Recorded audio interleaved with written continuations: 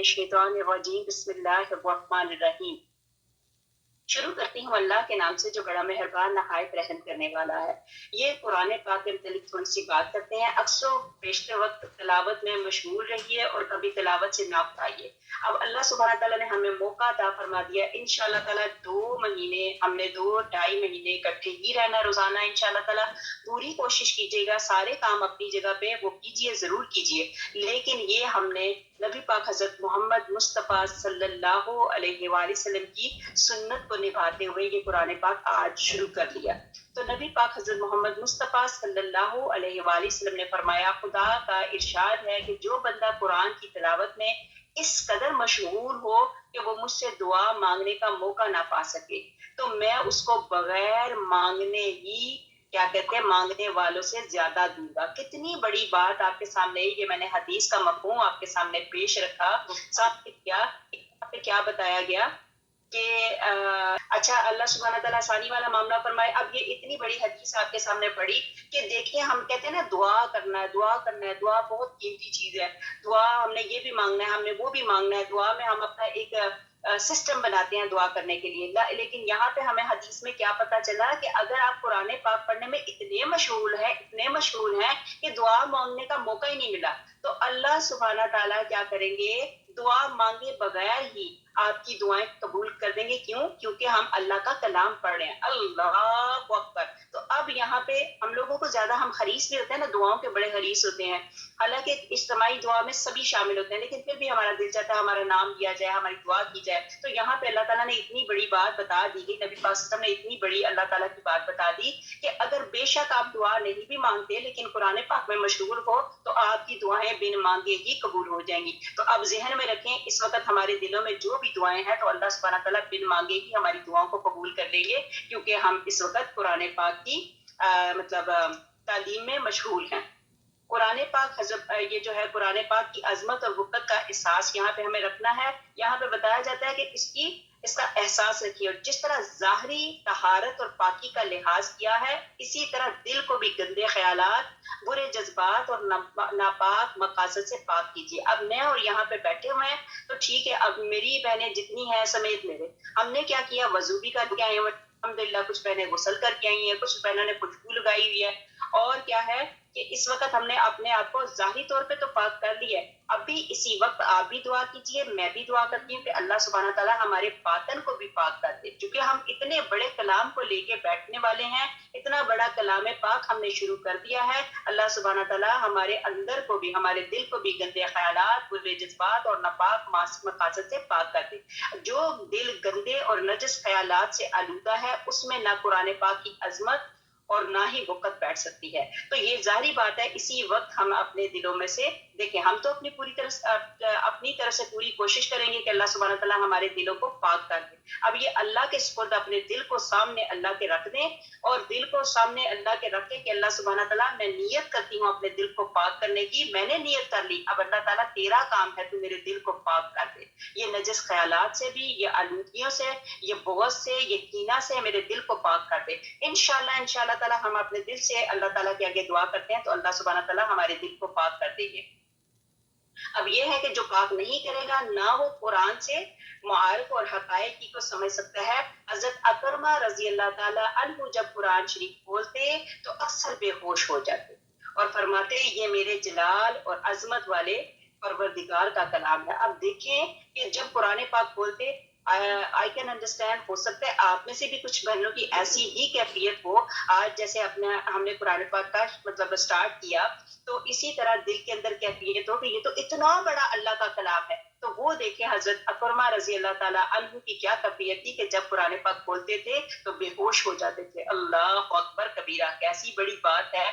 फिर इसी तरह तलावत के दौरान कुरान की आयात से असर लेने की भी कोशिश कीजिए। अब बहुत सारी आयात होती हैं, मैंने आपको पहले भी आपको बताया कि जब कुरान पाक की आयात पढ़ी जाती हैं, कहीं रहमत की बातें होती हैं, कहीं मग़फ़िरत की बातें होती हैं, कहीं जन्नत की बातें हो रही हैं, कहीं जहन्नम की बातें हो रही हैं, कभी खुशी की बातें हो रही हैं, कहीं मुसरत की बातें हो रही हैं।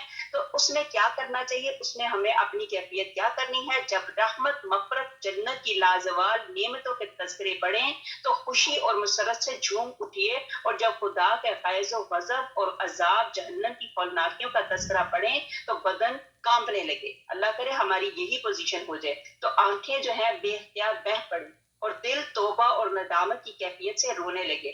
جب مومنین صالحین کی کامرانیوں کا حال پڑے تو چہرہ دمکنے لگے اور جب قوموں کی تباہی کا حال پڑے تو غم سے نڈھال نظر آئے. وعید اور ڈراونے کی آیات پڑھ کر کانپ اٹھیں اور بشارت کی آیات پڑھ کر روح اور شکر کے جذبات سے سرشار ہو جائے. آمین اللہم آمین. پھر خدا یہاں پہ بتایا کہ حضرت عمر رضی اللہ تعالیٰ عنہ کی یہ دعا ہے کہ تلاوت کے بعد وہ کیا کہتے تھے, یہ دعا کی. انہوں نے کون سی دعا کی؟ خدایا میری زبان تیری کتاب میں سے جو کچھ تلاوت کرے مجھے توفیق دے کہ میں اس میں غور و فکر کروں. خدایا مجھے اس کی سمجھ دے, مجھے اس کے مفہوم اور معنی کی معرفت بخش اور اس کے عجائبات کو پانے کی نظر عطا کر, اور جب تک زندہ رہوں مجھے توفیق دے کہ میں اس پر عمل کرتا رہوں. بے شک تو ہر چیز پر قادر ہے. یہ میں نے حضرت عمر فاروق رضی اللہ تعالیٰ عنہ کی دعا کو ڈھونڈا اور یہاں پہ میں نے آپ کو یہ دعا سنائی. جہاں کہیں حضرت عمر فاروق رضی اللہ تعالیٰ عنہ کا ذکر ہوتا ہے تو وہاں سے شیطان بھاگ جاتا ہے. آپ کو امید ہے یہ پتا ہوگا.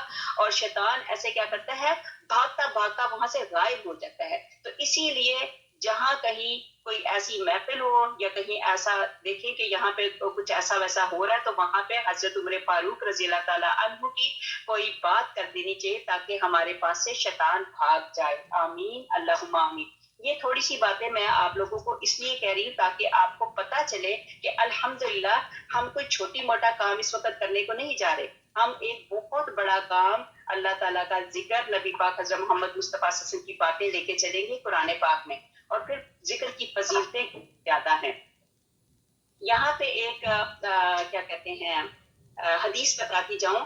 نبی پاک حضرت محمد مصطفیٰ صلی اللہ علیہ وآلہ وسلم کا ارشاد ہے کہ میں تمہیں حکم دیتا ہوں کہ اللہ کو زیادہ یاد کرو اور ذکر کی مثال ایسی سمجھو جیسے کہ کسی آدمی کا اس کے دشمن نہایت تیزی کے ساتھ پیچھا کر رہے ہیں. یہ اتنی پیاری حدیث ہے. آپ دیکھیں جب یہ آپ حدیث سنیں گے تو آپ کو بھی یہی فیل ہوگا. تو اب یہاں پہ ہے کہ جیسے کسی آدمی کا اس کے دشمن نہایت تیزی کے ساتھ پیچھا کر رہے ہوں, یہاں تک کہ اس آدمی نے بھاگ کر ایک مضبوط قلعہ میں پناہ لے لی اور دشمنوں کے ہاتھ میں پڑنے سے بچ گیا. اسی طرح بندہ شیطان سے نجات نہیں پا سکتا مگر اللہ کی یاد کے سہارے. مطلب جب ہم اللہ کی یاد کو مطلب اپنا رکھ لیں گے آگے, مطلب مقصد بنا لیں گے تو کیا ہوگا, ہم شیطان کے پنجوں سے بچ جائیں گے. مطلب یہ ہے کہ ایک ہم سیف قلعے کے اندر داخل ہو گئے. اس وقت میں اور آپ اس حدیث کے حساب سے میں اور آپ ایک مضبوط قلعے کے اندر بیٹھ گئی ہیں, اللہ کی پناہ میں بیٹھ گئی ہیں, اور کیا ہے شیطان ہم سے دور ہے. اسی طرح اللہ سبحانہ تعالیٰ دشمنوں سے اور شیطان کے شر سے مجھے اور آپ کو بچائے رکھے. آمین اللہم آمین. پھر ایک حدیث کا مفہوم ہے, حدیث کافی لمبی ہے لیکن یہ بتانا ضروری ہے تاکہ آپ کے دل خوش ہو جائیں کہ وقت ہم کیا کر رہے ہیں, ہم اللہ کا ذکر کر رہے ہیں. یہ جو قرآن پاک ہے وہ اللہ ہی ذکر ہے, اور اللہ تعالیٰ نے کتنا مطلب ہم خوش قسمت ہیں کہ اللہ سبحانہ تعالیٰ نے اس وقت مجھے اور آپ کو ہم لوگوں کے ہاتھوں میں, جبکہ ہم کیا ہے گناہوں سے بکھرے پڑے ہیں, اللہ تعالیٰ نے ہمارے ہاتھوں میں قرآن پاک پکڑا دیا. قرآن پاک کا کلام کیا بڑی چیز ہے, کیا ہے. اب یہاں پہ حضرت ابو ہریرہ رضی اللہ تعالیٰ عنہ کہتے ہیں کہ رسول اللہ صلی اللہ علیہ وسلم نے ارشاد فرمایا, اللہ کے کچھ فرشتے گلیوں اور راستوں میں چکر لگاتے رہتے ہیں اس غرض سے کہ کہاں کون لوگ اللہ کو یاد کر رہے ہیں. جب وہ کچھ لوگوں کو اللہ کو یاد کرتے پاتے ہیں تو ایک دوسرے کو پکارتے ہیں, کہتے ہیں یہاں آؤ یہاں آؤ, وہ یہاں وہ لوگ ہیں جن کو تم تلاش کرتے تھے. تو ایسے لوگ آسمان تک اپنے پروں سے احاطہ کر لیتے ہیں. اب میرا اور اس وقت آپ کا جو احاطہ کیا ہوا ہے وہ فرشتوں نے یہاں سے لے کے آسمانوں تک احاطہ کیا ہوا. کیوں؟ کیونکہ یہ میں بخاری کی حدیث آپ کے سامنے پڑھ کے سنا رہی ہوں, جو اس وقت میں اور آپ جو ہیں فرشتوں کے پروں کے احاطے میں بیٹھے ہوئے ہیں. نبی پاک حضرت محمد مصطفیٰ صلی اللہ علیہ وآلہ وسلم نے فرمایا ان سے ان کا رب پوچھتا ہے حالانکہ وہ خوب جانتا ہے. اب یہاں پہ اللہ سبحانہ تعالیٰ تو ساری باتیں جانتے ہیں لیکن پھر بھی اللہ سبحانہ تعالیٰ فرشتوں سے پوچھتے ہیں, کیا کہتے ہیں, میرے یہ بندے کیا کہتے ہیں. اب اللہ سبحانہ تعالیٰ قربان جائے میرے اللہ अल्लाह सुब्हान ताला कहते हैं मेरे ये बंदे क्या कहते हैं, तो मलाइका अर्ज करते हैं ये लोग आपकी तस्बीह करते हैं, आप तो आपकी तारीफ और शुक्र अदा करते हैं, आपकी बुजुर्गी और अजमत बयान करते हैं। तो अल्लाह ताला पूछता है क्या इन्होंने मुझे देखा है? अल्लाह अकबर। मलाइका अर्ज करते हैं नहीं बखुदा ए हमारे रब, इन्होंने तुझको नहीं देखा। तो अल्लाह ताला पूछता है अगर इन लोगों ने मुझे देखा होता तो इनका क्या हाल होता? मलाइका अर्ज करते हैं अगर ये लोग अल्लाह सुब्हान तआला आपको देख लेते तो आपसे ज्यादा सरगर्मी के साथ आपकी इबादत करते और ज्यादा से ज्यादा आपकी बुजुर्गी और तस्बीह में लग जाते। फिर अल्लाह ताला पूछते हैं कि मेरे ये बंदे मुझसे क्या मांगते हैं? मलाइका अर्ज करते हैं ये लोग आपसे जन्नत मांगते हैं। फिर अल्लाह ताला पूछते हैं क्या इन्होंने जन्नत देखी है? वो मलाइका अर्ज करते हैं नहीं ए हमारे परवरदिगार इन्होंने जन्नत नहीं देखी। फिर अल्लाह ताला फरमाते हैं अगर जन्नत को इन्होंने देख लिया होता तो इनके शौक का क्या आलम होता? तो वो अर्ज करते हैं कि अगर इन्होंने जन्नत देख ली होती तो इनकी तमन्ना और बढ़ जाती और इसकी तलब और रगबत और शदीद हो जाती। फिर अल्लाह ताला पूछते हैं किस चीज से ये पनाह मांगते हैं? तो फिर वो फरिश्ते अर्ज करते हैं कि ये लोग जहन्नम से पनाह मांगते हैं। फिर अल्लाह ताला कहते हैं कि क्या इन्होंने जहन्नम की आग देखी है? फिर फरिश्ते अर्ज करते हैं नहीं बखुदा इन्होंने जहन्नम नहीं देखी। फिर अल्लाह ताला पूछता है अगर इन्होंने जहन्नम देख ली होती तो इनका क्या हाल होता? मलाइका अर्ज करते हैं अगर इन्होंने जहन्नम की आग देख ली होती तो और ज्यादा डरते और उन कामों से दूर भागते जो जहन्नम में ले जाने वाले हैं। तब अल्लाह ताला मलाइका से कहते हैं कि तुम क्या है कि तुमको गवाह बनाकर कहता हूँ कि मैंने इनको अपनी रहमत से नवाजा। अब ये इतनी प्यारी इंपॉर्टेंट बात है। फिर अल्लाह ताला क्या कहते हैं फरिश्तों को कि तुमको गवाह बनाकर कहता हूँ कि मैंने इनको अपनी रहमत से नवाजा। तो फरिश्तों में से कोई फरिश्ता अर्ज करता है कि फलां शख्स इनमें से नहीं, वो तो किसी और मकसद से आया था, उनके साथ बैठ गया और अल्लाह के जिक्र और तस्बीह में शरीक हो गया। तो इसके जवाब में अल्लाह सुब्हाना ताला फरमाते हैं कि ये वो लोग हैं जिनके साथ बैठने वाला भी नाकाम और नामुराद नहीं होता बल्कि सआदत में से उसी का हिस्सा उसको मिलता है। कितनी बड़ी बात, चाहे हम जिक्र करें ना करें, अगर जिक्र वालों के साथ आके बैठ जाते हैं तो उसमें भी अल्लाह सुब्हाना तआला हमें सआदत का हिस्सा देते हैं। एक और हदीस का मफ़हूम है कि हजरत अबू हुरैरा रज़ी अल्लाह ताला अन्हु फरमाते हैं अल्लाह के रसूल सल्लल्लाहु अलैहि वसल्लम ने इरशाद फरमाया, अल्लाह ताला इरशाद फरमाते हैं कि मेरा बंदा मुझसे जो तवक्का रखता है और उसे जैसा गुमान उसने मेरे मुतल्लिक कायम कर रखा है वैसा ही मुझे पाएगा। जब वो मुझे याद करता है तो मैं उसके साथ होता हूँ। अगर वो मुझे तन्हाई में याद करता है तो मैं भी उसे तन्हाई में याद करता हूँ। अल्लाह अकबर। अल्लाह और हम जैसियों को याद करता है। लेकिन ये हदीस है, ऑथेंटिक हदीस आपके सामने बयान कर रही हूँ। अल्लाह सुब्हाना तआला कहते हैं जब वो मुझे तन्हाई में याद करता है तो मैं भी उसे तन्हाई में याद करता हूँ। और अगर वो मुझे किसी जमात के साथ बैठ के याद करता है तो मैं उनसे बेहतर जमात में उसको याद करता हूँ।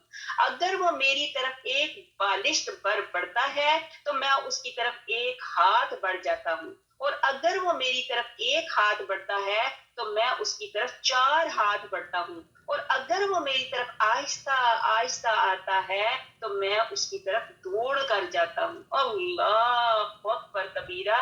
ये कोई छोटी बात है, ये बहुत बड़ी बात है। तो अब इस वक्त सोच लीजिए, मान लीजिए कि इस वक्त अल्लाह सुब्हाना तआला भी हमसे अच्छी, यहाँ से अच्छी महफिल सजा के वहां पे हमारा जिक्र करते हैं। ये ऑथेंटिक हदीस आपके सामने मैंने पढ़ के सुनाई।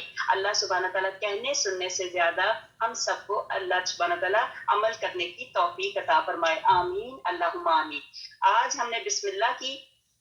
बिस्मिल्लाह में हमने जब शुरू किया तो शुरू करती हूँ अल्लाह के नाम से जो बड़ा मेहरबान नहायत रहम करने वाला है। अब यहाँ पे हमने सबसे पहले तो पढ़ी आऊज़ु बिल्लाह, ठीक है।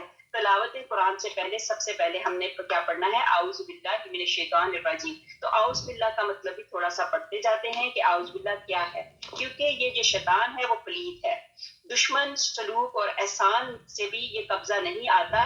इसे तो इंसान की तबाही और बर्बादी में ही मजा आता है। जो शैतान है उसको इंसान की तबाही और बर्बादी में ही मजा आता है। और इसकी पुरानी अदावत हजरत आदम अलैहिस्सलाम के वक्त से है। कुरान फरमाता है कि ए बनी आदम, دیکھو کہ کہیں شیطان تمہیں بھی بہکا نہ دے جس طرح تمہارے ماں باپ کو بہکا کر جنت سے نکلوا دیا۔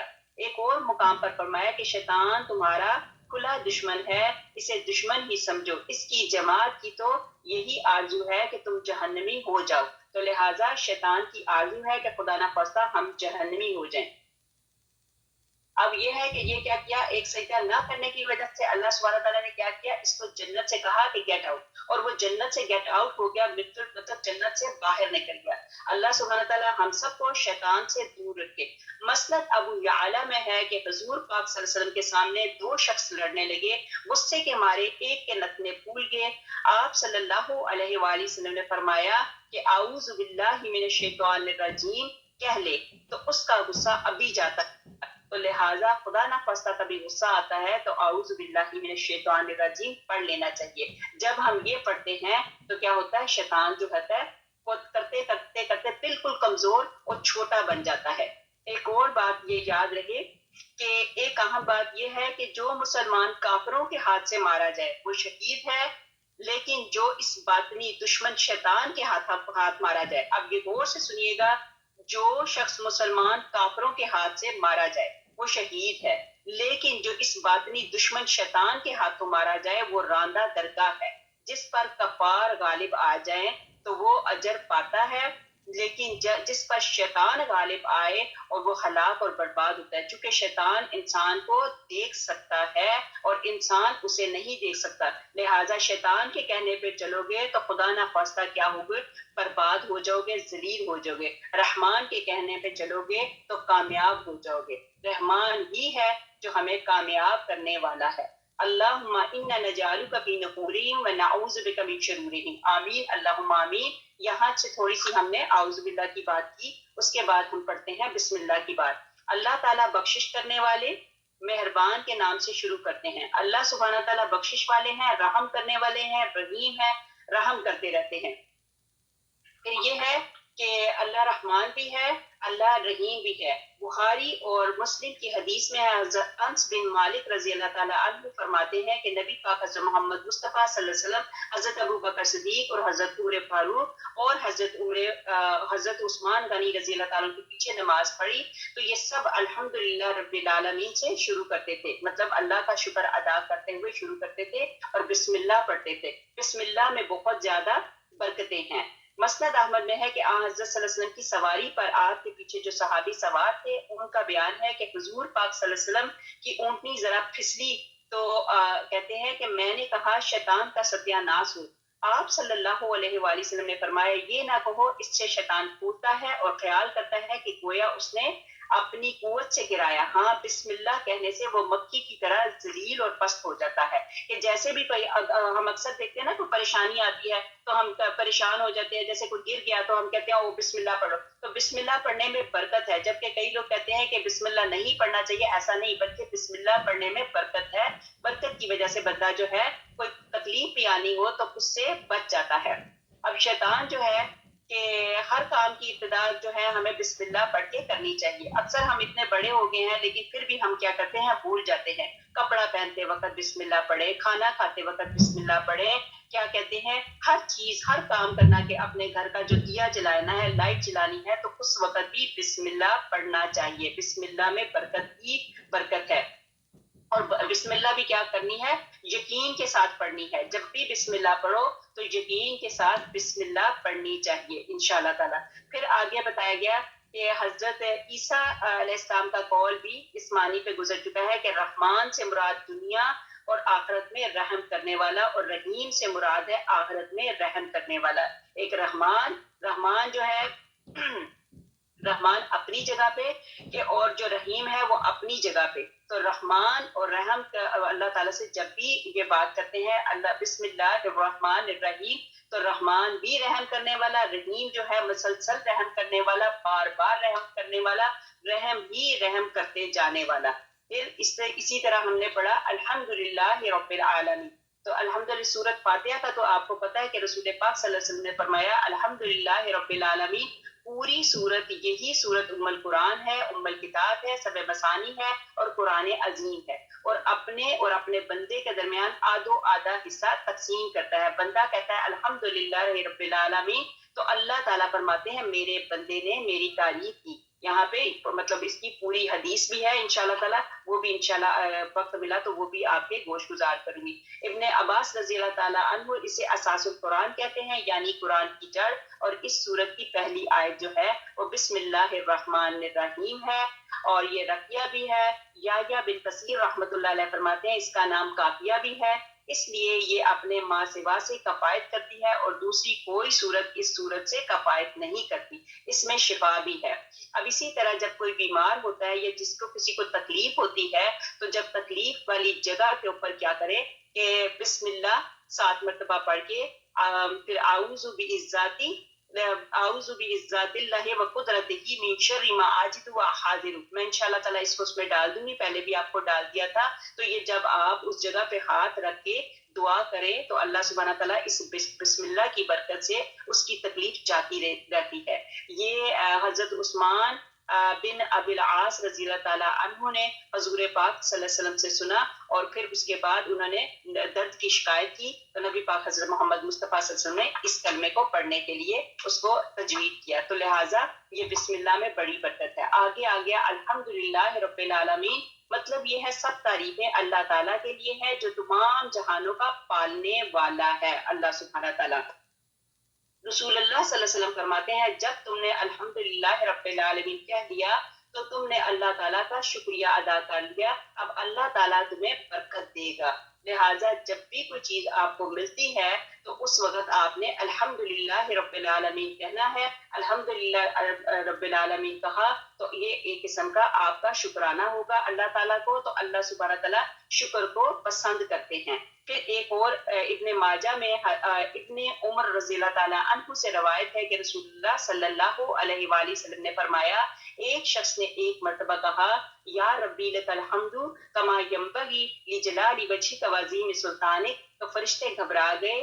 تو ہم اس کا کتنا، فرشتوں نے کہا کہ اللہ سبحانہ تعالیٰ آپ کے کسی بندے نے ایسی آپ کے لیے تعریف کہی، تعریف کا کلمہ کہا، ہم پریشان ہو گئے، ہمیں سمجھ نہیں آ رہی اس تعریف کا کتنا اجر لکھیں. تو اللہ سبحانہ تعالیٰ نے کیا کہا ان کو کہ اس کا کیا کرو، اس کو اسی طرح لکھ دو. تو اللہ تعالیٰ نے کہا باوجود جاننے کے ان سے پوچھا کہ اس نے کیا کہا ہے، تو پھر فرشتوں نے یہی بات بتائی یا ربی لک الحمد کما ینبغی لجلال وجہک وعظیم سلطانک. تو اللہ سبحانہ تعالیٰ ایون نوز ایوری تھنگ. پھر بھی اللہ سبحانہ تعالیٰ نے فرشتوں سے پوچھا تو پھر انہوں نے بتایا کہ یہ کلمہ کہا ہے. تو اللہ سبحانہ تعالیٰ نے فرمایا تم یوں ہی اسے لکھ لو، میں آپ اسے اپنی ملاقات کے وقت اس کا اجر دوں گا. کیونکہ یہاں پہ بھی الحمدللہ آ گیا یا ربی لک الحمد، تو یہ ہے اللہ سبحانہ تعالیٰ کو جو اس کے سامنے جو اللہ تعالیٰ کی تعریف کرتا ہے تو اللہ سبحانہ تعالیٰ بہت پسند کرتے ہیں. اب اسی طرح الرحمن الرحیم، الرحمن الرحیم کا مطلب ہے بہت بخشش کرنے والا، بڑا مہربان. یہ ہے رحمان. رب العالمین کے وصف کے بعد الرحمن الرحیم کا وصف آتا ہے، یعنی ڈراوے کے بعد ترغیب یعنی امید ہے. جیسے فرمایا کہ یعنی میرے بندوں کو خبر کر دو کہ میں بخشنے والا مہربان بھی ہوں اور میرے عذاب بھی دردناک عذاب ہے. اور فرمایا تیرا رب جلد سزا کرنے والا اور مہربانی اور بخشش کرنے والا بھی ہے. رب کے لفظ میں تھوڑا ڈراوا ہے اور رحمان اور رحیم کے لفظ میں امید ہے. صحیح مسلم میں بھی یہ روایت ہے کہ حضرت ابو ہریرہ رضی اللہ تعالیٰ عنہ سے مروی ہے کہ رسول اللہ صلی اللہ علیہ وسلم نے فرمایا اگر ایماندار باری تعالیٰ کے غضب اور غصے سے اور اس کے سخت عذابوں سے پورا واقف ہوتا تو اس وقت اس کے دل سے جنت کی تماہ ہٹ جاتی، اور اگر کافر اللہ تعالیٰ کی نعمتوں اور اس کی رحمتوں کو پوری طرح جان لیتا تو کبھی نا امید نہ ہوتا. یہ رحمان اور رحیم کی بات. آگے آ گیا مالک یوم الدین. مالک یوم الدین کا مطلب ہے بدلے کا دن، یعنی قیامت کا مالک. قیامت کا مالک جو بھی ہم دنیا میں کرتے ہیں اس کے بعد قیامت والا دن آئے گا، اس دن بدلے کا دن ہوگا، حساب کتاب کا دن ہوگا. اور اللہ سبحانہ تعالیٰ حقیقی مالک جو ہے وہ اللہ تعالیٰ ہے، اور اللہ سبحانہ تعالیٰ جو ہے ہمارا حساب لیں گے. مطلب یہ ہے کہ زمین اور اس کے اوپر کی تمام مخلوق کے مالک اللہ تعالیٰ فرماتے ہیں ہم ہی ہیں، اور ہماری ہی طرف سب لوٹائے جائیں گے. اور فرمایا کہ یہ ہے کہ یہ ساری کی ساری چیزیں جو ہے میری طرف ہی واپس آنی ہیں. ابن عباس رضی اللہ تعالیٰ عنہ فرماتے ہیں کہ اس دن اس کی بادشاہت میں اس کے سوا کوئی نہ ہوگا جیسے کہ دنیا میں مجازن تھے۔ یوم الدین سے مراد مخلوق کے حساب کا یعنی قیامت کا دن ہے، جس دن تمام اچھے برے اعمال کا بدلہ دیا جائے گا۔ ہاں اگر رب کسی برائی سے درگزر کر لے تو یہ اس کا اختیاری امر ہے۔ پھر آگے حقیقی مالک تو صرف اور صرف اللہ تعالیٰ ہی ہے، جیسے ہے هو اللہ الذی لا الہ الا هو المالک۔ مطلب یہ بخاری کی حدیث میں اور مسلم کی حدیث میں ہے کہ حضرت ابو ہریرہ رضی اللہ تعالیٰ عنہ سے مروی ہے کہ رسول اللہ صلی اللہ علیہ وسلم نے فرمایا بدترین نام اللہ تعالیٰ کے نزدیک اس شخص کا ہے جو شہنشاہ کہلائے، حقیقی مالک اللہ کے سوا کوئی نہیں ہے۔ ایک اور حدیث میں ہے کہ اللہ تعالیٰ زمین کو قبضے میں لے لے گا اور آسمان اس کے دائیں ہاتھ میں لپیٹے ہوئے ہوگا، اور پھر اللہ تعالیٰ فرمائیں گے میں بادشاہ ہوں، کہاں گئے زمین کے بادشاہ، کہاں ہے تکبر والے۔ استغفر اللہ۔ قرآن عظیم میں ہے کہ آج بادشاہت کس کی ہے؟ فقط اللہ اکیلے غلبہ والے کی، اور کسی کو ملک کا دینا یہ صرف مجازن ہے، یہ ہے ملک صرف اللہ تعالیٰ مجازن دیتے ہیں، لیکن حقیقی مالک جو ہے وہ صرف اور صرف اللہ تعالیٰ کی ذات ہے۔ پھر آگے دیا ایاک نعبد و ایاک نستعین، مطلب یہ ہے کہ صرف تیری ہی عبادت کرتے ہیں، صرف تجھ ہی سے مدد چاہتے ہیں۔ تو یہ اللہ تعالیٰ کا بڑا پیارا یہ کلام ہے۔ سورۃ فاتحہ میں سارے کے ساری آیتیں ہی خوبصورت ہیں، تو یہ آیت بھی بڑی خوبصورت ہے جس کا مطلب ہے کہ تیری ہی عبادت کرتے ہیں، تجھ ہی سے مدد مانگتے ہیں۔ مطلب یہ ہے کہ اللہ سبحانہ تعالیٰ کو بندہ اپنی عاجزی سے کہتا ہے کہ اللہ سبحانہ تعالیٰ ہم صرف اور صرف تیری عبادت کرتے ہیں اور تجھی سے مدد مانگتے ہیں، ہم کسی اور کا دروازہ نہیں کھٹکھٹاتے۔ دروازہ کھٹکھٹانے والی جو جگہ ہے وہ صرف اور صرف تیرا در ہی ہے، تیرا ہی دروازہ کھٹکھٹاتے ہیں، تجھی سے مدد مانگتے ہیں، تو ہی ہماری مدد کرنے والا ہے۔ نوکری اگر تیری کریں گے تو پھر کیا ہے، تنخواہ بھی تجھ سے ہی لیں گے، تو لہٰذا ہم تیرے نوکر ہیں۔ بندے کا مطلب ہوتا ہے نوکر، نوکری کرنے والا، ٹھیک ہے، عبد جس کو کہا جاتا ہے، عبادت کرنے والا، بندگی کرنے والا، نوکری کرنے والا۔ مطلب یہ ہے کہ اللہ سبحانہ تعالیٰ نوکری ہم تیری ہی کرتے ہیں، تیری ہی عبادت کرتے ہیں اور تجھی سے مدد مانگتے ہیں، تو ہی ہماری مدد کرنے والا ہے۔ تو اللہ تعالیٰ نے اپنی بہترین صفات پر اپنی ثنا آپ کی تھی اور بندوں کو اپنی ثنا انہی الفاظ کے ساتھ بیان کرنے کا ارشاد فرمایا۔ اسی لیے اس شخص کی نماز صحیح نہیں جو اس سورت کو پڑھنا جانتا ہو اور پھر نہ پڑھے، جیسے کہ بخاری اور مسلم کی حدیث میں حضرت عبادہ بن سامت رضی اللہ تعالیٰ عنہ سے مروی ہے کہ رسول اللہ صلی اللہ علیہ وسلم نے فرمایا نہیں نماز اس شخص کی جو سورت فاتحہ نہ پڑھے۔ تو سورت فاتحہ جو ہے نماز میں لازم ہے۔ پھر اسی طرح بتایا کہ عبادت اور مدد مانگنے کے لائق کون ہے؟ وہ صرف اور صرف اللہ تعالیٰ کی ہی ذات ہے جس کی ہم عبادت کرتے ہیں اور جس سے ہم مدد مانگتے ہیں۔ اب یہاں پہ مسکینی اور عاجزی کرنا مطلب مقصود ہے کہ اس کا جواب یہ ہے کہ گویا ایک بندہ تمام بندوں کی طرف سے خبر دے رہا ہے، بالخصوص جب کہ وہ عبادت میں کھڑا ہو اور امام بنا ہوا ہو، بس گویا وہ اپنی اور اپنے سب مومن بھائیوں کی طرف سے اقرار کر رہا ہے کہ وہ سب اس کے بندے ہیں اور اسی کی عبادت کے لیے پیدا کیے گئے ہیں۔ اب اہدنا الصراط المستقیم، اہدنا الصراط المستقیم کا مطلب ہے ہمیں سیدھی راہ دکھا۔ مطلب یہ ہے کہ اللہ سبحانہ تعالیٰ ہمیں بھٹکانا نہ، ہماری انگلی پکڑ کے ہمیں سیدھے راستے پہ لے چل۔ ہم انجان ہیں، ہمیں کچھ پتہ نہیں، لیکن اللہ سبحانہ تعالیٰ آپ سب جانتے ہیں۔ وہ اس کا وہ ہے کہ ربنا حب لنا من ازواجنا ربنا لا تزغ قلوبنا بعد اذ هديتنا وهب لنا من لدنك رحمة انك انت۔ یہ بھی دعا بڑی خوبصورت ہے کہ اللہ ہمیں ڈاواں ڈول نہ ہونے دینا، اے اللہ ہمیں سیدھا راستہ دکھا دے، اور پھر راستہ دکھانے کے بعد ہمیں بھٹکانا نہ، ہم ادھر ادھر نہ ہو جائیں، ہمیں پھسلنے نہ دینا۔ تو یہ ہے کہ اللہ سے دعا مانگنے کا طریقہ بتایا کہ اللہ سبحانہ تعالیٰ ہمیں سیدھا راستہ دکھا، کہ مطلب پہلے ثنا اور صفت بیان کی، تو اب یہ مناسب تھا کہ اپنی حاجت سے، جیسے کہ پہلے حدیث میں بتا دیا کہ اس کا آدھا حصہ میرے لیے ہے اور آدھا میرے بندے کے لیے، یہ جو سورت فاتحہ کی بات بتائی کہ آدھا حصہ میرے لیے اور آدھا حصہ میرے بندے کے لیے، اور میرے بندے کے لیے وہ ہے جو وہ طلب کرے۔ خیال کیجئے کہ اس میں کس قدر لطافت اور عمدگی ہے کہ پہلے پروردگار عالم کی تعریف اور توصیف کی، پھر انہوں نے کیا کیا، اپنے بھائیوں کی حاجت طلب کی، کہ اب یہ ہے کہ یہاں پہ کیا کیا کہ اللہ سبحانہ تعالیٰ سے مدد مانگی۔ جیسے آپ نے یہ بھی پڑھا ہوا کہ سائل اپنی حالت اور حاجت کو ظاہر کر دیتا ہے، جیسے موسیٰ علیہ السلام نے کہا تھا ربی انی لما انزلت الی من خیر فقیر، کہ پروردگار جو بھلائیاں تو نے میری طرف نازل فرمائی ہے میں ان کا محتاج ہوں۔ حضرت یونس علیہ السلام نے بھی اپنی دعا میں کہا کہ لا الہ الا انت سبحانک انی کنت من الظالمین، اے میرے پروردگار، اے میرے اللہ، تیرے سوا کوئی معبود نہیں، تو پاک ہے، میں ظالموں میں سے ہوں۔ تو کبھی سوال اس طرح بھی ہوتا ہے کہ سائل کیا کرتا ہے، صرف تعریف اور بزرگی بیان کر کے چپ ہو جاتا ہے، پھر یہ ہے کہ پھر اللہ اکبر، اب صرف تیری پاکیزگی بیان کر دینا، تیری حمد و ثنا کرنا ہی مجھے اپنی حاجت پوری کرنے کے لیے کافی ہے۔ اب یہاں پہ ہدایت جو ہے وہ اللہ تعالیٰ کی ہے، اور ہدایت بن مانگے نہیں ملتی۔ صراط مستقیم سے کیا مراد ہے، یہ فرمایا ابو جعفر ابن جعیب رحمۃ اللہ علیہ فرماتے ہیں مراد اس سے واضح اور صاف راستہ ہے جو کہیں سے ٹیڑھا نہ ہو، مطلب اللہ سبحانہ تعالیٰ ہمیں صاف اور سیدھا راستہ دکھا دے کہ جو کہیں سے ٹیڑھا نہ ہو، سیدھا راستہ ہو۔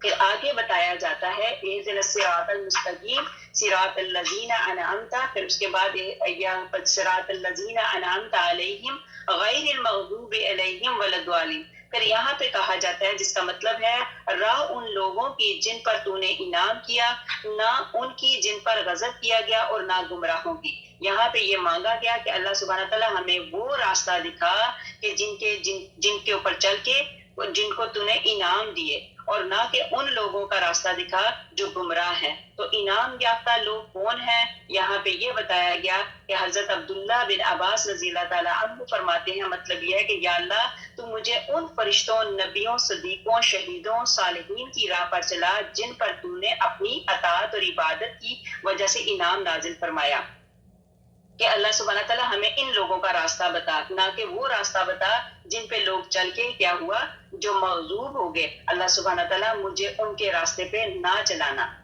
آگے ہمارے پاس آ گیا یہاں پہ غیر مغضوب کیا کہتے ہیں کہ نہ کہ ان لوگوں کا راستہ جو گمراہوں کا ہے۔ تو یہ اللہ سبحانہ تعالیٰ یہ دعا میرے اور آپ سب کے حق میں قبول و منظور فرما دے۔ مسند احمد نے کہ حضرت عائشہ رضی اللہ تعالیٰ عنہا سے روایت ہے کہ رسول اللہ صلی اللہ علیہ وسلم کے پاس یہودیوں کا ذکر ہوا تو آپ صلی اللہ علیہ وسلم نے فرمایا ہماری 3 چیزوں پر یہودیوں کو اتنا بڑا حسد ہے اور کسی اور چیز پر نہیں۔ یا آگے سے آمین کہا جاتا ہے، تو یہاں پہ یہ بتایا جاتا ہے نبی پاک صلی اللہ علیہ وسلم فرماتے ہیں کہ ہماری 3 چیزوں پر یہودیوں کو اتنا بڑا حسد ہے کسی اور چیز پر نہیں۔ ایک تو جمعہ کہ باری تعالیٰ نے ہمیں اس کی ہدایت دی اور یہ بہک گئے، دوسرا قبلہ، تیسرا ہمارے ایمان کے پیچھے آمین کہنا۔ ابن ماجہ کی حدیث میں یوں ہے کہ یہودیوں کو سلام پر اور آمین پر جتنی چڑھ ہے اتنی کسی اور چیز پر نہیں، چونکہ ہم جب دعا کرتے ہیں تو اس کے بعد ہم دعا کے بعد اللہ تعالیٰ سے کہتے ہیں کہ اللہ سبحانہ تعالیٰ ہماری اس دعا کو قبول و منظور فرما، آمین کہتے ہیں۔ تو آمین، پھر اللہ تعالیٰ آمین، جو شخص کسی دعا پر آمین کہے اس نے گویا خود دعا کی، لہٰذا دعا کے بعد آمین کہنا چاہیے۔ حضرت ابو ہریرہ رضی اللہ تعالیٰ عنہ فرماتے ہیں کہ رسول اللہ صلی اللہ علیہ وسلم نے فرمایا غیر المغضوب علیہم والضالین کہہ کر آمین کہتا اور آسمان والوں کی آمین زمین والوں کی آمین سے مل جاتی ہے تو اللہ تعالیٰ بندے کے تمام پہلے گناہ معاف فرما دیتا ہے۔ اللہ سبحانہ تعالیٰ ہم سب کے سارے گناہ معاف فرما دے، آمین اللہم آمین۔ مسند درامی میں ہے کہ حضرت ابن مسعود رضی اللہ تعالیٰ عنہ سے روایت ہے کہ جس گھر میں سورہ بقرہ پڑھی جائے اس گھر سے شیطان گھوس مارتا ہوا بھاگ جاتا ہے۔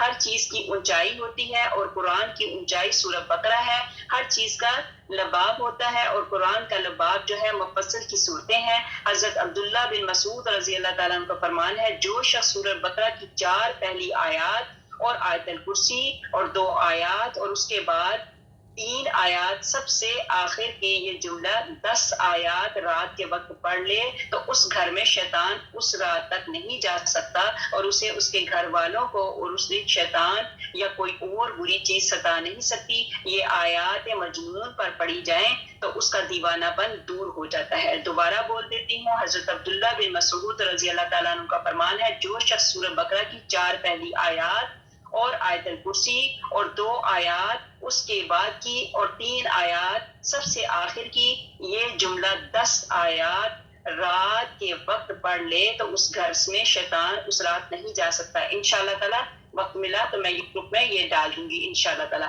سورہ بقرہ اور آل عمران کی فضیلتیں بہت زیادہ ہیں. نبی کریم صلی اللہ علیہ وسلم فرماتے ہیں سورہ بقرہ سیکھو، اس کا حاصل کرنا برکت ہے اور اس کا چھوڑنا حسرت ہے. جادوگر اس کی طاقت نہیں رکھتے. پھر کچھ دیر چپ رہنے کے بعد فرمایا سورہ بقرہ اور سورۃ آل عمران سیکھو، یہ دونوں نورانی صورتیں ہیں، اپنے پڑھنے والے پر سائبان یا بادل یا پرندوں کی جھنڈ کی طرح قیامت کے روز سایہ کریں گی. قرآن پاک پڑھنے والا جب قبر سے اٹھے گا تو دیکھے گا کہ ایک نوجوان نورانی چہرے والا شخص اس کے پاس کھڑا ہوا. وہ کہتا ہے کہ کیا آپ مجھے پہچانتے ہیں؟ یہ کہے گا نہیں. تو وہ جواب دے گا کہ میں قرآن ہوں. اللہ اکبر. یہ جو میں اور آپ اس وقت قرآن پاک پڑھ رہی ہیں، انشاءاللہ تعالیٰ یہی قرآن پاک اس وقت کہے گا. ہم کہیں گے تم کون ہو؟ ظاہری بات ہے کہ اندھیری قبر ہے اور وہاں پہ ویرانی اور اندھیرا سب کچھ ہو، تو ایک دم سے وہاں پہ ایک نورانی چہرے والا شخص آ جائے تو وہ ہم پوچھیں گے وہ کون ہے، تو وہ بتائے گا، وہ جواب دے گا کہ میں قرآن ہوں جس نے دنوں کو تجھے بھوکا پیاسا رکھا تھا اور راتوں کو بستر پہ پر بیدار رکھا تھا. اور ہر تاجر اپنی تجارت کے پیچھے ہے، لیکن آج سب تجارتیں تیرے پیچھے ہیں. اب اسے ملک داہنے ہاتھ میں دیا جائے گا اور ہمیشگی بائیں ہاتھ میں اس کے سر پر وقار اور عزت کا تاج رکھا جائے گا. یہ قرآن پاک پڑھنے والوں کی آگے بہت ساری فضیلتیں ہیں. انشاءاللہ تعالیٰ اس کو آگے کر کے اگلی آیت کی طرف چلتے ہیں. الف لام میم. ہماری سورۃ فاتحہ ختم ہو گئی. اللہ کا شکر، اللہ کا احسان. اگر خدا نہ خواستہ آپ میں سے کسی کو کوئی تکلیف پر پریشانی ہو تو کیا کریں؟ سورۃ فاتحہ کو الحمدللہ، یہ بڑی مجرب وظیفہ ہے. الحمدللہ اس عائزہ نے بھی کیا. میرے والد صاحب بیمار ہوئے تھے، ہمیں اجازت دی گئی تھی کہ یہ سورۃ فاتحہ کو پڑھا جائے. سورۃ فاتحہ کو 101 مرتبہ پڑھا جائے، اور جب 101 جو آخری ایک مرتبہ آتا ہے، مطلب 200 کا سے شروع ہونا، اور ابھی 200 نہیں شروع ہوا. سورت 100 مرتبہ تو ہو گئی. جب ایک مرتبہ پڑھیں تو اس کے ساتھ اگر آپ آمین کہتے ہیں، اول آخر درود پاک پڑھتے ہیں، تو انشاءاللہ بڑی سے بڑی تکلیف، بڑی سے بڑی بیماری، بڑی سے بڑی پریشانی ہوگی، پوری توجہ سے، پوری توکل سے پڑھیں گے تو انشاءاللہ تعالی اللہ سبحانہ تعالیٰ اس میں کامیابی عطا فرمائیں گے. آپ کی جو بھی بات ہوگی، اگر اس میں کوئی ایسا خدا نہ خواستہ کوئی ایسا ذہن میں نہ رکھیں، لیکن پوری توکل سے پڑھیں گے تو انشاءاللہ تعالیٰ آپ کی دعا قبول ہوگی. فاتحہ 101 مرتبہ. اگر 101 مرتبہ نہیں پڑھ سکتے تو 41 ٹائم بھی نہیں پڑھ سکتے تو تاک کو نیچے مطلب اور ٹائم پہ کر کے کسی طریقے سے بھی پڑھ کے، تو اول آخر درود پاک پڑھ کے پھر اللہ تعالیٰ کے آگے اپنی التجا رکھیں، اپنی ریکویسٹ رکھیں، اپنی اپلیکیشن رکھیں. انشاءاللہ اللہ سبحانہ تعالیٰ اس کے بعد جو دعا کریں گے اللہ قبول کرے گا. خاص و خاص فجر کے ٹائم پہ، فجر کی سنتوں اور فرضوں کے درمیان میں اگر آپ سورۃ فاتحہ پڑھتی ہیں 41 ٹائم، اس کے بعد اپنی جو بھی التجا رکھیں گے، جو بھی اپلیکیشن اللہ کے آگے ڈالیں گے، اللہ سبحانہ تعالیٰ اس اپلیکیشن کو رد نہیں کرے گا. مگر خیال رکھے کہ یہاں کے آپ نے سن لیا سورۃ فاتحہ فجر کی سنتوں اور فرضوں کے درمیان میں پڑھتے پڑھتے یہ نہ ہو کہ آپ وہ پڑھتے ہو سورۃ فاتحہ اور آپ کا فرض نماز کا ٹائم نکل جائے. لیکن اگر آپ کو پورا پکا پتا ہے کہ آپ کے پاس اتنا ٹائم ہے کہ آپ 41 ٹائم تک یا 101 ٹائم تک یا پھر جتنے بھی ٹائم آپ کو سوٹ کرتا ہے پڑھ سکتی ہیں اور آپ کی نماز ضائع نہ ہو، تو آپ یہ نہ ہو کہ آپ کے فرض ضائع ہو جائیں. آپ نے پہلے ٹائم دیکھنا ہے کہ اتنا لمبا ٹائم ہے، تو پھر اس کے درمیان میں آپ سورت پڑھیں. اور انشاءاللہ میرے اللہ نے چاہا تو چونکہ یہی قرآن پاک کھولتا ہے، یہیں سے قرآن پاک شروع ہوتا ہے، یہ سورت میں شفا بھی ہے اور ہر بلا سے کیا کہتے ہیں بچا بھی ہے. تو آپ یہ پڑھ کے دیکھیں انشاءاللہ تعالی. ہم نے ان کو وظیفوں کے طور پہ نہیں، یہ اس کی برکتیں اتنی زیادہ ہیں، ایک ایک حرف کی، ایک ایک لفظ کی. اور آپ انشاءاللہ تعالیٰ یہ سورہ بقرہ بھی ہماری ختم بھی نہیں ہوگی. دورہ قرآن میں پچھلی مرتبہ بھی ایسا ہی ہوا تھا. سورہ بقرہ پہ کتنے لوگوں کو اللہ سبحانہ تعالیٰ نے نوازا تھا. الحمدللہ کتنی بہنوں نے فون کر کے ہمیں بتایا تھا کہ الحمدللہ ہم نہ صرف خالی عربی پڑھ رہے ہیں بلکہ اس کے ساتھ اس کا ترجمہ بھی پڑھ رہے ہیں اور تھوڑی سی تفسیر کو بھی لے کے چل رہے ہیں. تو اللہ سبحانہ تعالیٰ نے ہمارے اوپر بڑا کرم کیا. سب سے آگے تو میں خود بیٹھی ہوں یہ عائزہ یہ فقیرنی الحمدللہ اس قرآن پاک نے مجھے اتنی برکت عطا فرمائی کہ آپ سب کو پتا ہے الحمدللہ رب العالمین. تو اب آگے ہمارے پاس سورۃ فاتحہ ختم ہوئی، سورہ بقرہ شروع ہوئی. سورہ بقرہ کی بہت زیادہ فضیلتیں ہیں جو شروع ہوتا ہے الف لام میم. اب اس کا مطلب یہ اللہ سبحانہ تعالیٰ کو ہی پتا ہے، یہ حروف مقطعات ہیں. اور اس کا یہ ہے کہ اس کے متعلق مفسرین کی اختلاف رائے ہے اور جیسے یہاں پہ حروف مقطعات جو صورتوں کے شروع میں آتے ہیں ان کی تفسیر میں مفسرین کا اختلاف ہے. بعض تو کہتے ہیں کہ ان کے معنی صرف اللہ تعالیٰ ہی کو معلوم ہے, کسی اور کو معلوم نہیں, اس لیے ان حروف کی کوئی تفسیر نہیں کرتے, ایز اٹ از ہم ایسے ہی پڑھتے ہیں. لیکن اس کی برکتیں ضرور ہیں, یہ جو ابھی ہم نے پڑھا الف لام میم, اس کی برکتیں ضرور ہیں. اور پھر مفسرین کہتے ہیں یہ اللہ تعالیٰ کے نام ہے, واللہ عالم. پھر ایک جگہ پہ بتاتے ہیں الف سے اللہ کا نام شروع ہوتا ہے, اور لام سے اس کا نام لطیف شروع ہوتا ہے, اور میم سے اس کا نام مجید شروع ہوتا ہے. الف سے مراد الہ نہیں یعنی نعمتیں ہیں, اور لام سے مراد اللہ تعالیٰ کا لطف ہے, اور میم سے مراد اللہ تعالیٰ کا مجد یعنی بزرگی ہے. الف سے مراد 1 سال ہے, اور لام سے 30 سال, اور میم سے 40 سال. یہ ابن ابی حاتم کی روایت میں نے آپ کو پڑھ کے سنائی, واللہ عالم. لیکن ہمیں ذہن میں یہی رکھنا چاہیے یہ حروف مقطعات ہیں, اس کے میننگ اللہ سبحانہ تعالیٰ ہی بہتر جانتے ہیں. ہم میں سے کوئی بھی اس کا میننگ اپنے طور پہ کچھ بھی نہیں کہہ سکتا. ہاں مفسرین نے جو بتایا وہ آپ لوگوں کے سامنے تھوڑا سا بتا دیا. آگے ہمارے پاس آ جاتا ہے ذالک الکتاب, اس کتاب کے اللہ تعالیٰ کے کتاب ہونے میں کوئی شک نہیں. لا ریب فیہ, مطلب اس میں کوئی شک نہیں, پرہیزگاروں کا کو راہ دکھانے والی ہے. اب یہ جو کتاب ہے یہ پرہیزگاروں کو راہ دکھانے والی کتاب ہے. قرآن مجید بلا شبہ کلام الہی ہے. ابن عباس رضی اللہ تعالیٰ عنہ فرماتے ہیں ذالکا یعنی حاضہ کے لیے ہے, تو یہ ہے کہ یہ اس میں کوئی شک نہیں. کتاب سے مراد قرآن کریم ہے. جن لوگوں نے کہا ذالک الکتاب کا اشارہ تورات اور انجیل کی طرف ہے, تو انہوں نے نہایت دور کا راستہ لیا اور بڑی تکلیف اٹھائی. اب یہاں پر ریب کے معنی ہے شک اور شبہ, مطلب یہ وہ کتاب ہے جس میں کوئی شک اور شبہ نہیں. اس کتاب کے شروع میں ہی بتا دیا کہ یہ عیب, مطلب اس میں کوئی عیب نہیں, یہ بے عیب ہے, اس میں کوئی شک نہیں. جبکہ دوسری کتابوں میں شروع میں کیا کہتے ہیں, جب آپ دیکھتے ہیں کہ دوسری کتابوں کے شروع یا آخر میں لکھا ہوتا ہے کہ اگر اس میں کوئی غلطی ہے تو بتا دیں. لیکن یہ ایسی کتاب ہے کہ جس میں نہ کوئی غلطی ہے, نہ کوئی عیب ہے, نہ کوئی اس میں کوئی شک شبہ ہے. پھر آگے متقی لوگ کون ہیں؟ متقی وہ ابن عباس رضی اللہ تعالیٰ عنہ فرماتے ہیں متقین وہ ہیں جو ایمان لا کر شرک سے دور رہ کر اللہ تعالیٰ کے احکام بجا لائیں. ایک اور روایت میں ہے کہ متقی لوگ وہ ہیں جو اللہ تعالیٰ کے عذابوں سے ڈر کر ہدایت کو نہیں چھوڑتے اور اس کی رحمت کی امید رکھتے جو نازل ہوا اسے مانتے ہیں. ابھی حاتم میں ہے ابن ابی حاتم میں ہے کہ حضرت معاذ رضی اللہ تعالیٰ عنہ فرماتے ہیں جب لوگ ایک میدان میں قیامت کے دن روک لیے جائیں گے, اس وقت ایک پکارنے والا پکارے گا کہ متقی کہاں ہے. اب اس پر آواز پر وہ کھڑے ہوں گے اور اللہ تعالیٰ انہیں اپنے بازوؤں میں لے لے گا اور بے حجاب انہیں اپنے دیدار سے مشرف فرمائے گا. یہ بڑی پیاری, جب میں نے حدیث پڑھی تھی تو میں نے اس کو اپنی آنکھوں میں منظر بنایا. بے شک ہم اللہ تعالیٰ کی شبیہ نہیں بنا سکتے, لیکن یہ اس کو میں دوبارہ پڑھتی ہوں. حضرت معاذ رضی اللہ تعالیٰ عنہ فرماتے ہیں کہ جب لوگ ایک میدان میں قیامت کے دن روک لیے جائیں گے, اس وقت ایک پکارنے والا پکارے گا کہ متقی کہاں ہے. متقی وہی جو لوگ جو پرہیزگار ہیں. تو اس آواز پر وہ متقی لوگ کھڑے ہوں گے, اللہ تعالیٰ انہیں اپنے بازو میں لے لے گا اور بے حجاب انہیں اپنے دیدار سے مشرف فرمائے گا. ابو عفیف سے پوچھا کہ حضرت متقی کون لوگ ہیں, تو آپ نے فرمایا جو لوگ شرک سے اور بت پرستی سے بچیں اور باری تعالیٰ کی خالص سے عبادت کریں, اور وہ اسی عزت کے ساتھ جنت میں پہنچائے جائیں گے. اللہ اکبر, متقی ہونا کتنی بڑی بات ہے. اب جیسے ہم ناراض, ہماری ماں ناراض ہو جاتی ہے یا ماں کچھ ہو جاتی ہے, تو ماں جب اپنے بازو پھیلاتی ہے, آ میرا بچہ, آ میرا لاڈو, آ میرے پاس آ, تو بندہ کتنا خوش ہو جاتا ہے. اپنے بازوؤں کو وہ ماں پھیلائے گی تو وہ بچہ کتنا خوش ہو جاتا ہے, بھاگ کے جا کے اپنی ماں کے سینے سے لگ جاتا ہے. تو جب یہ میں نے پڑھی تو مجھے اتنی پیاری لگی کہ اللہ سبحانہ تعالیٰ پھر دل میں اتنا آیا خیال کہ اللہ وہ جو متقی لوگ ہیں کاش کہ ہم بھی وہ متقی ہو جائیں. اللہ سبحانہ تعالیٰ مجھے اور آپ کو متقی لوگوں میں شامل فرما دے, ہماری اولادوں کو متقی لوگوں میں شامل فرما دے. آمین اللہم آمین.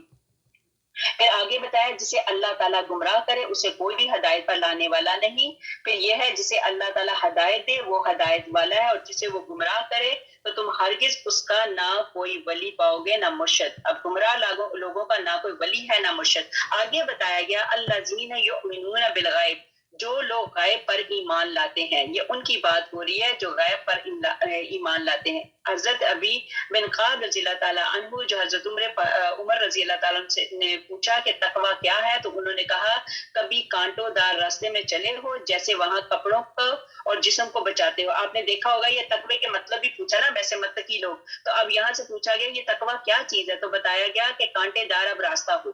تو اب کانٹے دار راستہ، اس میں آپ کپڑے پہن کے تو بیچ میں سے گزرتے ہیں، تو وہ کیا ہوگا کہ کپڑوں کو وہ کانٹے جو ہیں چھوئیں گے، لیکن وہ کپڑوں کو اور جسم کو بچاتے ہوئے ایسے ہی گناہوں سے بال بال بچنے کا نام تقوی ہے۔ اب یہاں پہ دیکھا جائے کہ بار بار ہمیں گناہ جو ہے ہمارے سامنے آئیں گے۔ ابھی جیسے میں نے آپ کو کلاس شروع ہونے سے پہلے کہا کہ جیسے مچھلیوں کا دن بتایا کہ ہفتے والے دن جو ہے مچھلیاں نہیں پکڑنی۔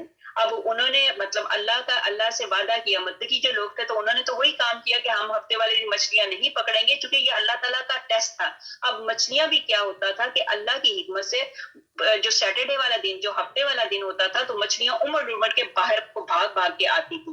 لیکن کیا ہوا، جو متقی جو پرہیزگار لوگ تھے ان کو پتا تھا کہ ہمارے مطلب یہاں پہ منع کر دیا گیا، لہٰذا ہم یہ کام نہیں کریں گے۔ تو یہ بہت بڑا مطلب کیا کہتے ہیں ہمت والا کام ہوتا ہے، پرہیز کرنا یہ بہت بڑا ہمت والا کام ہوتا ہے۔ تو لہٰذا انہوں نے کیا کیا، پرہیز کیا اور وہ آگے نہیں گئے۔ پھر ایمان کے معنی بتائے گئے کہ مطلب یہ ہے کہ زبان سے، دل سے اور عمل سے غیب پر ایمان لاتے ہیں، رب تعالیٰ کا ڈر رکھتے ہیں۔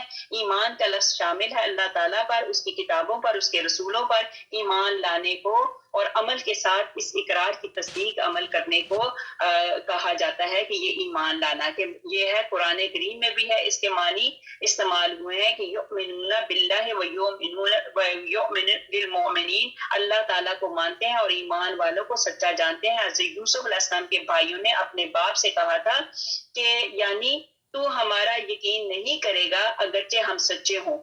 اسی طرح ایمان یقین کے معنی میں آتا ہے کہ وہ سچے تھے اور سچے لوگوں پر ہی عمل کرتے ہیں۔ جو لوگ اپنے رب سے در پردہ ڈرتے رہتے ہیں وہی متقی لوگ ہوتے ہیں، وہی پرہیزگار لوگ ہوتے ہیں۔ ابو العالیہ فرماتے ہیں کہ اس سے مراد اللہ تعالیٰ پر، فرشتوں پر، کتابوں پر، رسولوں پر، قیامت پر، جنت پر، دوزخ پر، ملاقات الہی پر، مرنے کے بعد جی اٹھنے پر ایمان لانا جو ہے اس کو ایمان کہا جاتا ہے۔ پھر ابن ابی حاتم سے روایت میں ہے کہ بتاتے ہیں کہ مسند احمد میں بھی اسی مضمون کی حدیث ہے کہ کہا جاتا ہے کہ کوئی ایسی حدیث سناؤ جو تم نے خود رسول پاک صلی اللہ علیہ وسلم سے سنی ہو۔ فرمایا اچھا میں تمہیں ایک بہت ہی عمدہ حدیث سناتا ہوں۔ ہم نے حضور پاک صلی اللہ علیہ وسلم کے ساتھ ایک مرتبہ ناشتہ کیا، ہمارے ساتھ حضرت ابو عبیدہ بن جراح رضی اللہ تعالیٰ عنہ بھی تھے۔ انہوں نے کہا یا رسول اللہ صلی اللہ علیہ وسلم کیا ہم سے بہتر کوئی اور ہے؟ تو ہم آپ کے ساتھ اسلام لائے، آپ کے ساتھ جہاد کیے۔ آپ صلی اللہ علیہ وسلم نے فرمایا ہاں وہ لوگ جو تمہارے بعد آئیں گے مجھ پر ایمان لائیں گے حالانکہ انہوں نے مجھے دیکھا بھی نہیں ہوگا۔ تو یہاں پہ یہ خوشخبری حدیث میں پڑھ کے تو دل خوش ہو جاتا ہے، مجھے اور آپ کو خوش ہو جانا چاہیے۔ ہم نے تو نبی پاک صلی اللہ علیہ وسلم کا ساتھ بھی نہیں دیکھا۔ اب صحابہ سے نبی پاک صلی اللہ علیہ وسلم کہتے ہیں کہ وہ خوش قسمت، تو انہوں نے کہا یہ ہوں گے، یہ ہوں گے، یہ ہوں گے۔ نبی پاک صلی اللہ علیہ وسلم نے کہا نہیں، تم نے بھی مجھے دیکھا، ٹھیک ہے، تمہارے تو ساتھ میں رہا، لیکن وہ خوش قسمت وہ لوگ ہیں جو میرے بعد میں آئیں گے اور مجھ پر ایمان لائیں گے حالانکہ انہوں نے مجھے دیکھا بھی نہیں ہوگا۔ تو یہ ہماری طرف اشارہ کیا گیا کہ اللہ سبحانہ تعالیٰ ہم سے راضی ہو اور ہمیں متقی لوگوں میں شامل فرمائے۔ پھر اس کے بعد آ گیا وَيُقِيمُونَ الصَّلَاةَ وَمِمَّا رَزَقْنَاهُمْ يُنْفِقُونَ، اور قائم رکھتے ہیں نماز کو اور ہمارے دیے ہوئے میں سے دیتے رہتے ہیں۔ یہ ان لوگوں کی بات ہے جو نمازوں کو قائم رکھتے ہیں اور جو اللہ تعالیٰ نے دیا ہوا اسی میں سے خرچ کرتے ہیں۔ پھر اگلی آیت میں بتایا اور جو لوگ ایمان لاتے ہیں اس پر جو تیری طرف اتارا گیا اور جو تجھ سے پہلے اتارا گیا تھا، اور آخرت پر بھی یقین رکھتے ہیں۔ یہ آخرت کا یقین بھی بتایا کہ اس کے بعد مومنین کی چند دیگر صفات بتائی گئی۔ حضرت ابن عباس رضی اللہ عنہ فرماتے ہیں مطلب یہ ہے کہ جو کچھ اللہ تعالیٰ کی طرف سے تم پر نازل ہوا اور تم سے پہلے کے انبیاء پر نازل ہوا اور ان سب کی تصدیق کرتے ہیں، یہ نہیں کہ کسی کو مانے اور کسی کا انکار کریں بلکہ اپنے رب کے سب باتوں کو مانتے ہیں اور آخرت پر بھی ایمان رکھتے ہیں، یعنی بعد قیامت، جنت، دوزخ، حساب، میزان سب کو مانتے ہیں۔ قیامت چونکہ دنیا کے فنا ہونے کے بعد آئے گی اس لیے اسے آخرت کہتے ہیں۔ مطلب اللہ کو ماننے کے ساتھ ساتھ اللہ کی ماننے والوں کی بات ہو رہی ہے کہ اللہ کو بھی مانتے ہیں اور اللہ کی بھی مانتے ہیں۔ پھر آگے اولئک علی ھدی من ربہم، یہی لوگ ہیں اپنے رب کی طرف سے ہدایت پر ہیں اور یہی لوگ فلاح اور نجات پانے والے ہیں۔ اس میں کامیابی کا سرٹیفکیٹ ان لوگوں کے لیے ہے کہ کیا ہے کہ فلاح اور نجات پانے والے لوگ وہی ہیں انہیں کو کامیابی کا سرٹیفکیٹ ملے گا کہ جو ہدایت پانے والے خوش نصیب کون ہیں. ان کے متعلق بتایا جاتا ہے کہ ابن مسعود اور بعض صحابہ سے مروی ہے کہ یؤمنون بالغیب سے مراد ہے عرب میں ایماندار ہیں. کیا ہے کہ اور اس کے بعد کے جملے سے مراد اہل کتاب ایماندار ہیں. پھر دونوں کے لیے یہ بشارت ہے کہ یہ لوگ ہدایت اور فلاح والے ہیں. جو کیا ہیں؟ جو اللہ کو ماننے کے ساتھ ساتھ اللہ کی ماننے والے ہیں. یہی لوگ جو ہیں وہ کامیاب ہیں، نجات پانے والے ہیں، اور اللہ کو ماننے کے ساتھ ساتھ اللہ کی ماننے والے ہیں. اگلی آیتوں میں اب بتایا گیا کہ کافروں کو آپ کا ڈرانا یا نہ ڈرانا برابر ہے. یہ لوگ ایمان نہ لائیں گے. اللہ تعالیٰ نے ان کے دلوں پر اور ان کے کانوں پر مہر کر دیا اور ان کی آنکھوں پر پردہ ہے اور ان کے لیے بڑا عذاب ہے. جو شخص دیکھنے کے باوجود اندھا ہو جاتا ہے تو یہ پردہ ان کے حق بات سمجھنے کی توفیق ہی نہیں دیتا. اللہ ان کے کانوں پہ ایسا پردہ ڈال دیتا ہے، اللہ ان کی آنکھوں پہ ایسا پردہ ڈال دیتا ہے کہ وہ دیکھ ہی نہیں سکتے. اللہ اکبر کبیرہ، استغفر اللہ. آگے بتایا بعض لوگ کہتے ہیں کہ ہم اللہ تعالیٰ پر اور قیامت کے دن پر ایمان رکھتے ہیں، لیکن در حقیقت وہ ایماندار نہیں ہوتے. وہ اللہ تعالیٰ کو اور ایمان والوں کو دھوکہ دینا چاہتے ہیں، لیکن دراصل خود اپنے تئیں دھوکہ دے رہے ہیں مگر سمجھتے نہیں. اب بعض لوگ یہ کہتے ہیں ہم تو ایمان لے کے آئے، لیکن وہ لوگوں کو دھوکہ دے رہے ہوتے ہیں، لیکن ان کو سمجھ نہیں آتی کہ وہ خود اپنے آپ کو دھوکہ دے رہے ہیں بلکہ لوگوں کو دھوکہ نہیں دے رہے. یہ منافق کی بات ہے، یہ منافق لوگوں کا عمل تھا. یہ منافق اس طرح کی حرکت کرتے تھے. منافق اپنے تئیں اللہ کو لوگوں کو دھوکہ دیتے ہیں مگر وہ خود دھوکے میں اپنے اندر سے کچھ مطلب اندر سے کچھ ہیں اور باہر سے کچھ ہیں. یہ انہی لوگوں کو منافق کہا جاتا ہے. جو منافقوں کا ایک بڑا منافق جو تھا عبداللہ بن ابی کی بات ہو رہی ہے. ایسے لوگوں کو اللہ سبحانہ تعالیٰ کیا کہتے ہیں دوزخ میں سڑنے کے لیے پھینک دے گا. پھر اس کے بعد بتایا کہ ان کے دلوں میں بیماری تھی، اللہ تعالیٰ نے انہیں بیماری میں بڑھا دیا اور ان کے جھوٹ کی وجہ سے ان کے لیے دردناک عذاب ہے. اب یہاں ہے کہ جو بیماری سے کیا مراد ہے؟ یہ بیماری سے مراد یہاں پہ شک اور شبہ. ان کے دلوں میں شک اور شبہ تھے. یہ کیا کرتے تھے؟ ہر چیز میں کبھی شک کرتے تھے، کبھی شبہ کرتے تھے.